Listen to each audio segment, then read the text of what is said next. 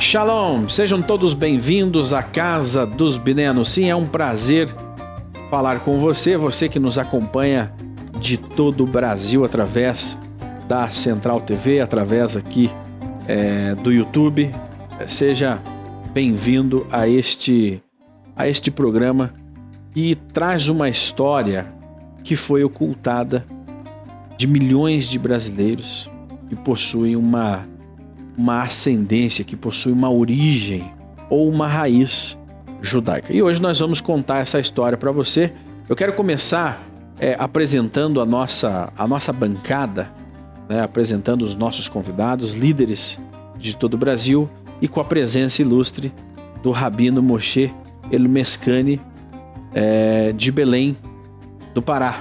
É um prazer recebê-lo, Rabino. Obrigado pelo convite. Seja bem-vindo. Já estamos aqui há alguns episódios, né, nesta série que desvenda esse judaísmo, esse criptojudaísmo histórico, né, dentro do Brasil. Histórico dentro do Brasil. Afinal de contas, os judeus não chegaram aqui apenas fugindo da Segunda Guerra, né? Não.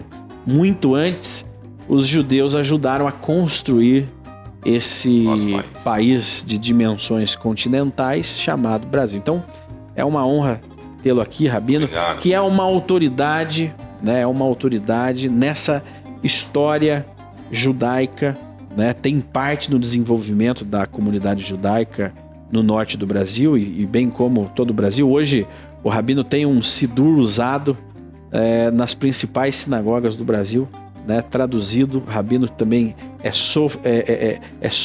escriba, né? É uma honra para nós. E temos aqui os líderes das sinagogas, começando aqui com o Kefa, o Ben Yehuda. Seja bem-vindo, é um prazer tê-lo aqui novamente, né? Muito bem, Shimon.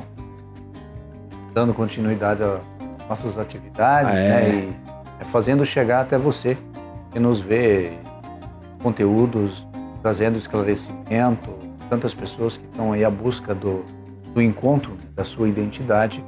E nós sabemos que este programa, esse bate-papo de hoje vai trazer esclarecimento sobre essas questões e os caminhos, né, que foram percorridos na construção dos importantes núcleos, né, do nosso povo, né, estabelecido no Brasil. E hoje nós vemos aí um despertar, né, somente do ano sim, para esta realidade. Ele começa a olhar para si, começa a rezar, começa a fazer algumas perguntas, e nos ambientes em que eles estão tem uma dificuldade de obter a resposta satisfatória, né, e aí começa a aumentar uma chama na sua alma e ele fica incomodado e ele começa a fazer essa busca, a procura do caminho de volta. É para isso que vamos estar falando, né? E trazendo aí, quem sabe, apresentar uma luz, né, para ajudar na trajetória de mundo. Então, nesta condição. Muito bem, também recebemos Melahim, representando ali Santa Catarina. Seja bem-vindo. Olá, shalom a todos. É um prazer também estarmos aqui hoje na cidade de Curitiba, juntamente com o Rabino e os demais presentes. Shalom a você que está conectado também conosco.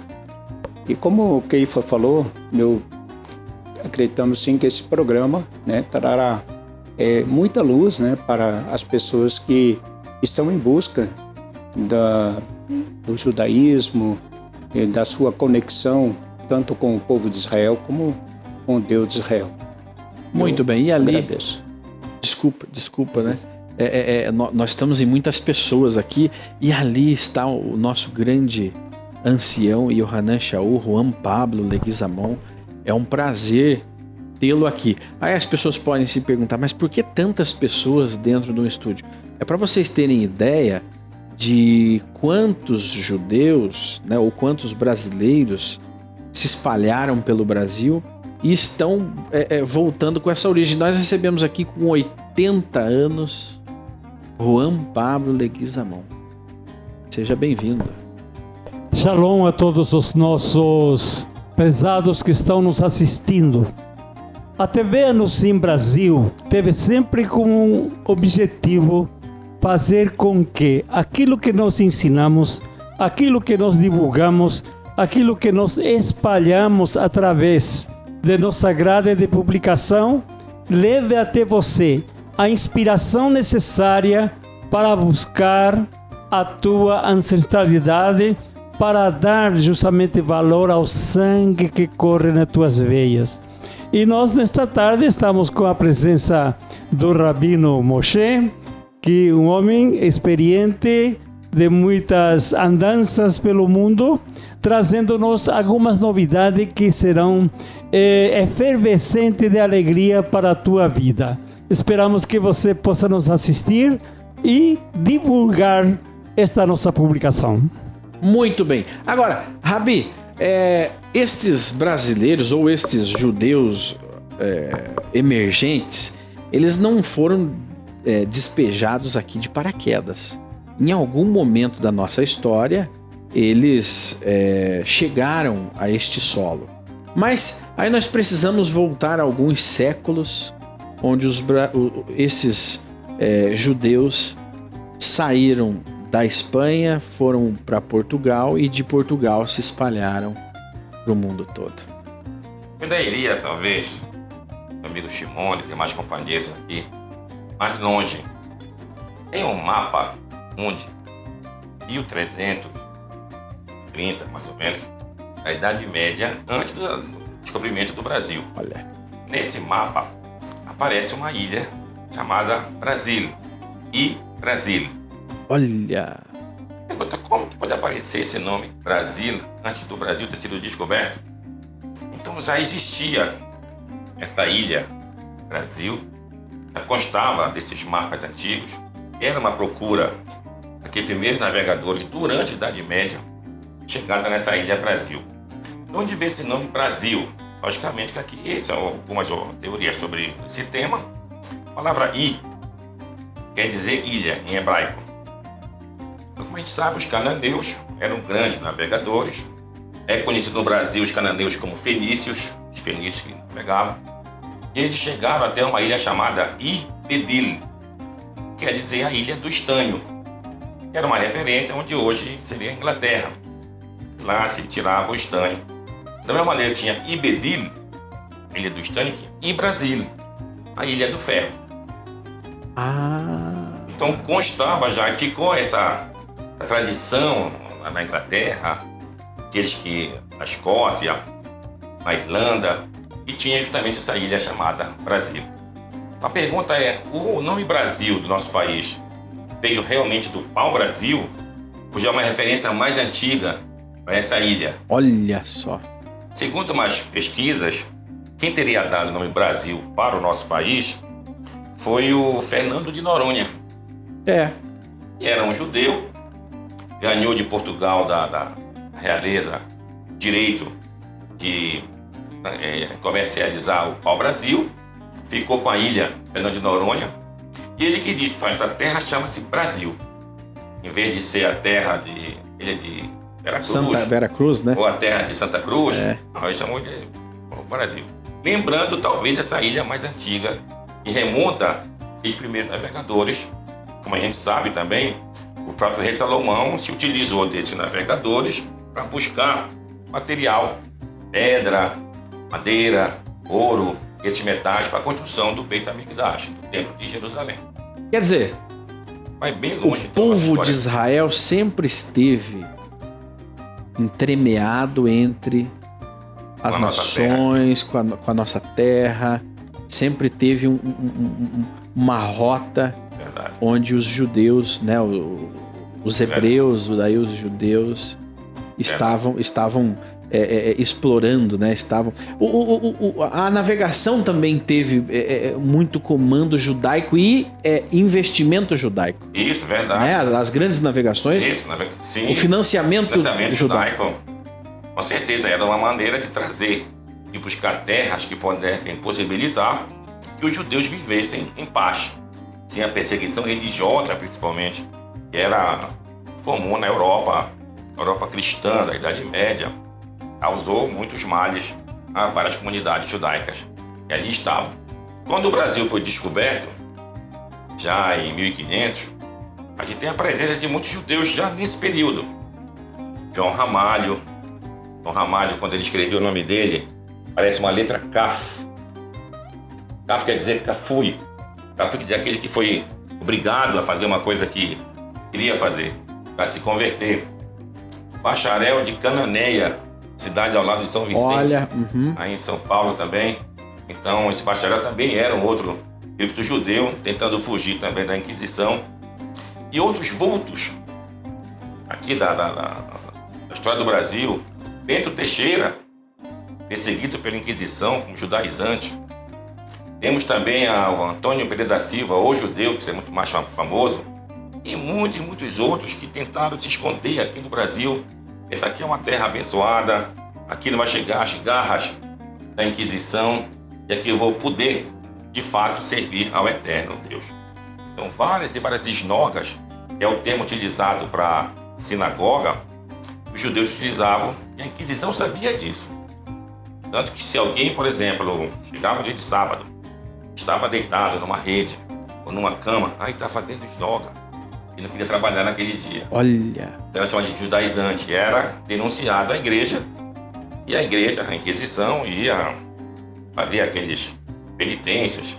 Se não fosse morto, tinha que usar uma roupa chamada de São Benito, que era uma penitência. Isso deve ser uma vergonha muito grande para aquele que queria usar isso daí, fazer aquela penitência dele. Ou então, morria uma fogueira, todos os bens passavam para a igreja, os descendentes nada recebiam, e assim foi a história do Brasil sendo formada desde a época da colonização, do descobrimento, e chegou até em 1630, mais ou menos, quando teve o avanço e a conquista da Holanda, do Nordeste brasileiro. A gente percebe que muitos judeus que vieram da Holanda eram portugueses.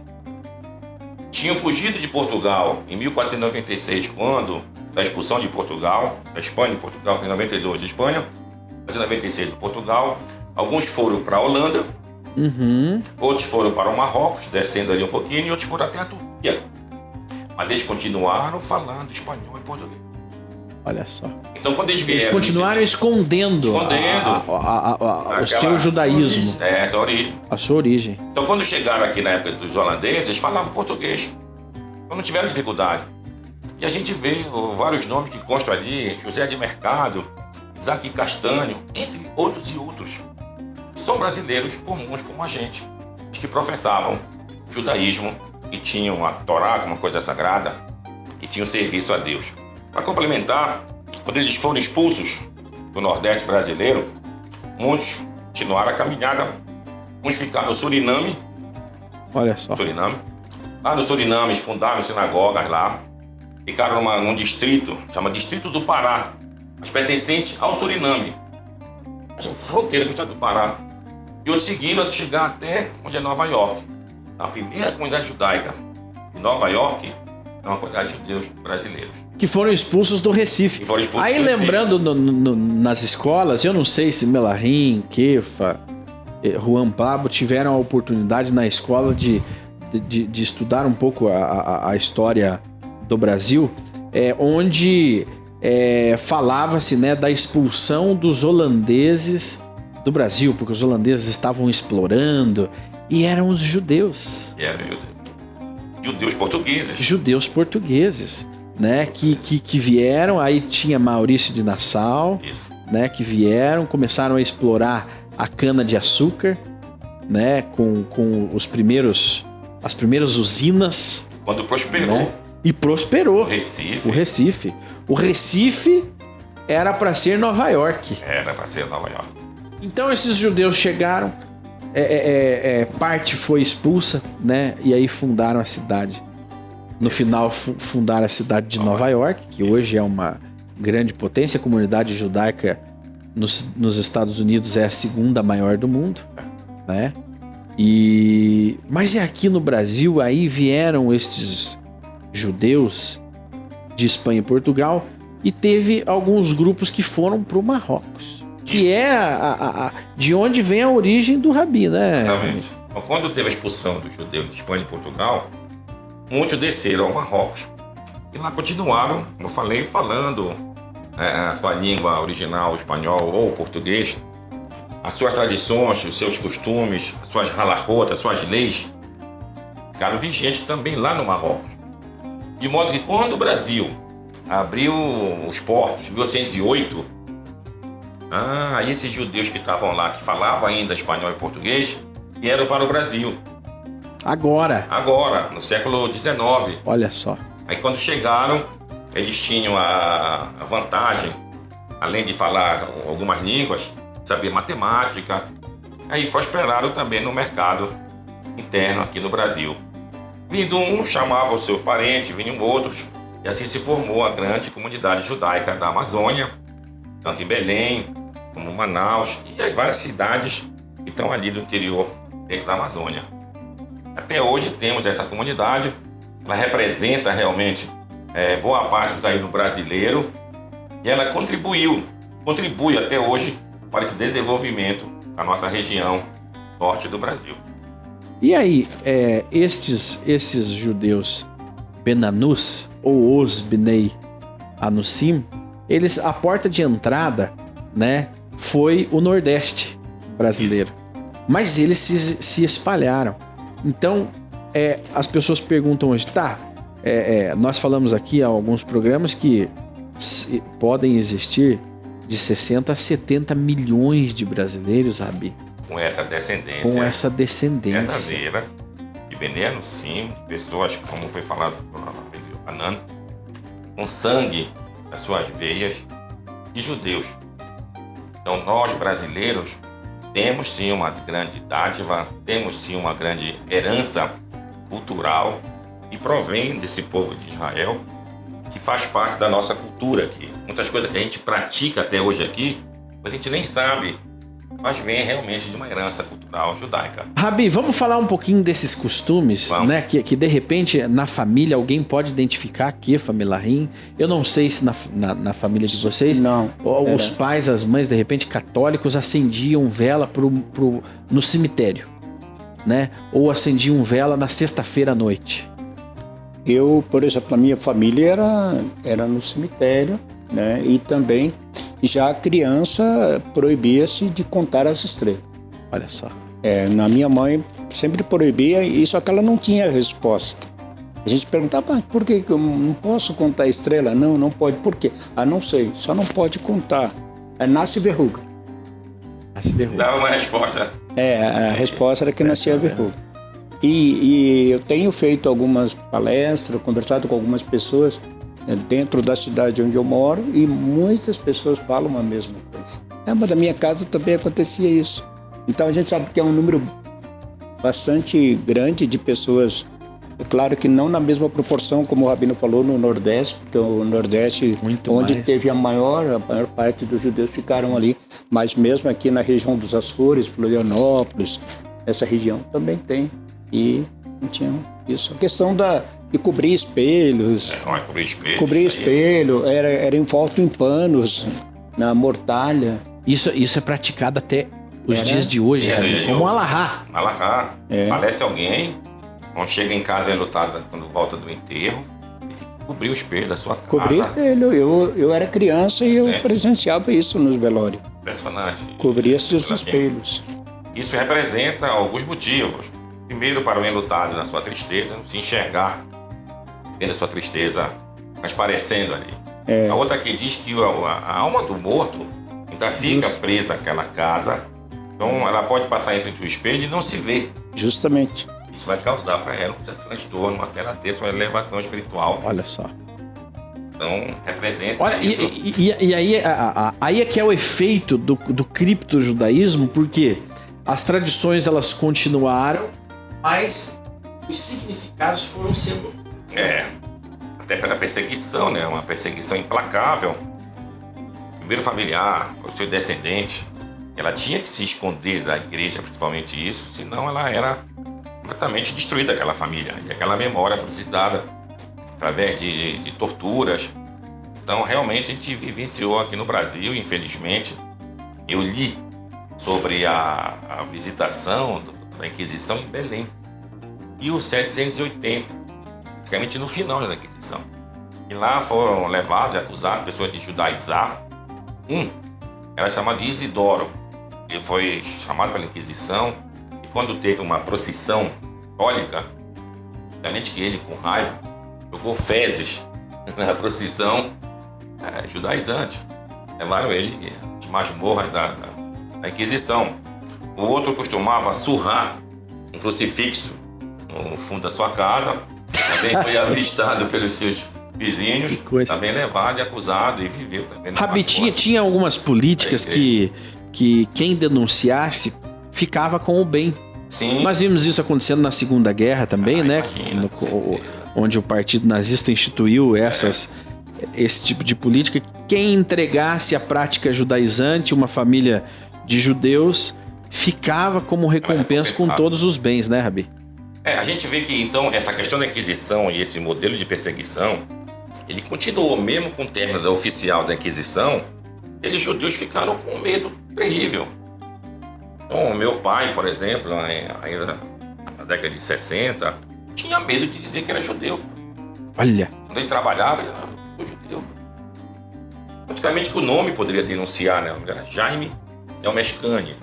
Mas, com desconhecimento de muitos, ninguém sabe. Até que um dia ele apareceu numa foto do jornal da cidade, lá em Belém, Jornal Liberal. Ele estava na sinagoga no dia de Yom Kippur. O jornal foi lá e falou: onde ele trabalhava, o cara sabia, você é judeu, você não disse nada, isso aqui. Porque era de fato perigoso. Tinha medo. Tinha medo. Aquela data, a sexta-feira da paixão, era terrível. Porque tem uma tradição de malhar o Judas, né? Isso. Mas esse Judas é o judeu. É o judeu. Que supostamente matou Jesus Cristo. Supostamente matou Jesus Cristo. Shimon, eu, aproveitando o Rabino fazendo essas colocações, não faz muito tempo, pouco tempo, eu vi uma entrevista que no Nordeste, com a questão da perseguição, os pais já praticavam o judaísmo escondido. E os filhos que vinham nascendo não sabiam que o pai era judeu. E ele já criava os filhos dentro da religião. Porque isso de forma a preservar a vida dos filhos. Tudo encriptado. Né? Tudo encriptado. Então as pessoas não sabem que... Por que a avó acendia a vela na sexta-feira? Ela falava, vou acender uma vela para o santo. Quem é o santo?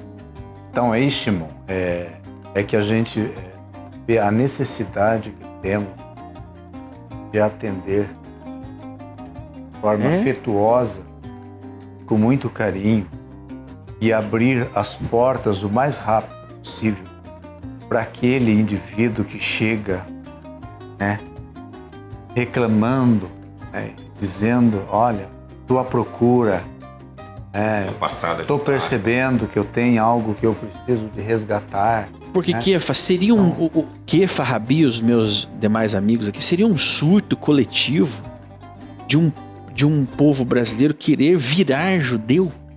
Vamos se despertar, do nada. Como? Então, ao passo que as informações vão sendo popularizadas, né, as pessoas vão tendo um acesso mais profundo à internet para conseguir fazer a pesquisa, né, conhecer um pouco mais sobre essas questões, né, que foi o início do desenvolvimento cultural do nosso povo. Essas pessoas começam a acender uma luz interna e a alma dela passa a não satisfazer apenas com aquilo que ela está tendo no momento. E aí ela vai chegar nas portas das nossas comunidades, ela vai bater na porta da sinagoga, ela vai pedir, por favor, me deixa, eu quero conhecer, quero saber como funciona, algo me impulsiona, eu fico encantado com essas coisas. Eu não me encaixo. Onde eu estou. Aonde eu estou, eu não me encaixo na igreja evangélica, eu não me encaixo na igreja católica, eu não me encaixo em lugar nenhum. A minha alma, ela não se aquieta. As coisas vão incomodando as pessoas ao passo que elas saem do seu ambiente que está e ela vai à procura de algo que ainda ela não sabe qual é a dimensão disso. Ela está à procura de alguma coisa, que ela precisa de preencher uma lacuna que está vazia, mas ela ainda não tem a dimensão. Aí cabe a necessidade de termos aí a medida, a dosagem certa para trabalhar e a paciência para trabalhar com essas pessoas, para elas crescerem de forma gradativa, com segurança, né, elevando a sua conexão com o sagrado. É um papel que temos que fazer, né, e não podemos ficar esperando para que outros façam. Alguém diz, mas vai procurar uma comunidade organizada. Talvez a comunidade organizada ela está tão ocupada já com as suas demandas, né, e ela não tem espaço para pegar mais essa situação para tratar, né, e resolver essa questão. É verdade. Então, nós que estamos neste caminho, nessa trajetória, cabe a cada um de nós darmos as mãos, né, e manter as nossas portas abertas. O indivíduo bateu ali, vamos recebê-los, né, vamos conhecer a sua história, né, entender a demanda, qual é a dimensão da sua necessidade. Se nós não tivermos condições de suprir a altura, nós vamos recorrer ao Rabino Moshe. Venha nos ajudar, porque temos uma tarefa aqui que ultrapassou a nossa capacidade para resolver. Mas nós temos que ter essa união para o bem daqueles que estão aí em busca, né, de se encontrar. Eu tive uma entrevista da rádio israelense e ligou certa ocasião, eram 3 da manhã aqui no Brasil, 9 horas da manhã lá em Israel, e ele queria saber sobre a questão dos anusim, desses forçados a se converter ao cristianismo, os cripto-judeus. E quantos eram?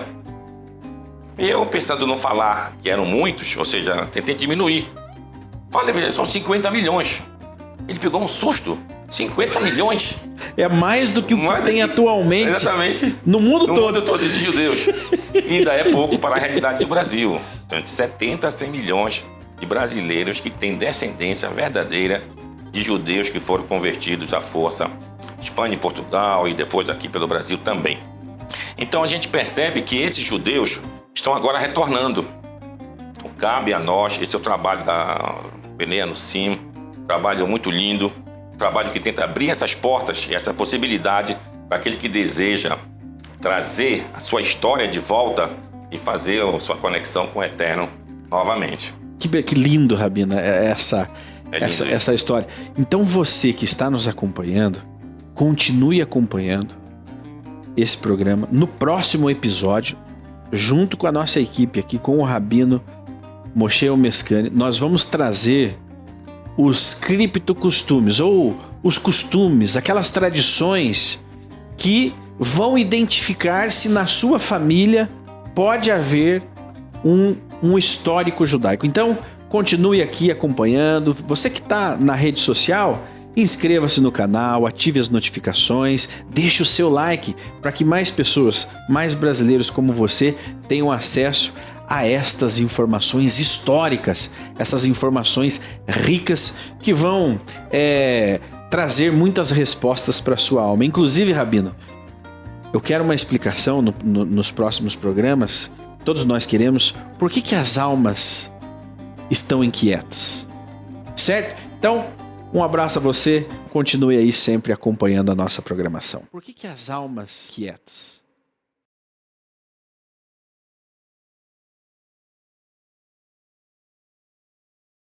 Da nossa programação.